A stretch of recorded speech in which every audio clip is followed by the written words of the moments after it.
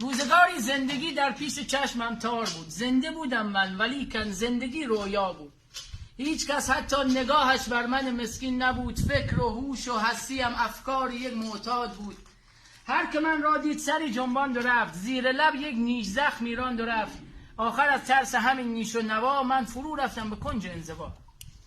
دائما بودم درگیر مواد، داده بودم زندگیم را به باد. از میان خانه و دکان و ویلا و زمین، سهم من یک خانه کوچک ته یک زیرزمین. می نشستم با خودم تنها در خیال، می خریدم 2-3 تا ویلا و ملک بی اختیار. بعد از دست دادن آن خانه و ویلا و باغ، با کمال شرمساری مشت کوبیدم به طاق. با خودم گفتم پسر، پستی و خفت تا به کی؟ این همه خواری و ذلت را خریدن تا به کی؟ نه رفیقی، نه شفیقی، نه زنی، هرچه داری رفت از دست، تا به کی در بدری؟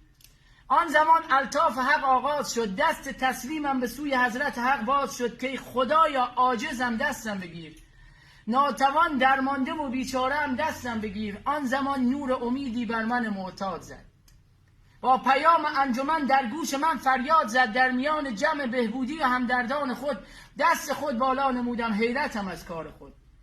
یاد دارم با سلامی حرف من آغاز شد، من امیر معتادم و دیگر سکوت آغاز شد. حال و احساسم کمی پایین بود، دست در دست شما دارم همین کافی بود. آنچنان در آن زمان از من فرو میریخت عرق، گویا پیچیده بودن دور من را زرورق.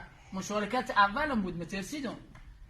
گویا پیچیده بودن دور من را زرورق، رنگ رخسارم چنان قرمز به مانند لبو. با خودم گفتم نترس، احساس قلبت را بگو. حرف دل را بر زبان جاری نمودم با نیاز، هرچه عجز و ناتوانی بود از سیر تا پیاز. بعد یک ربع این نگاه هم کرده که از پشت میز گفت پرحرفی نکن، وقتت تمام است عزیز. ماشاءالله، بزن آقا دست قشنگه رو. جمع شما گرم. ای والله ای والله.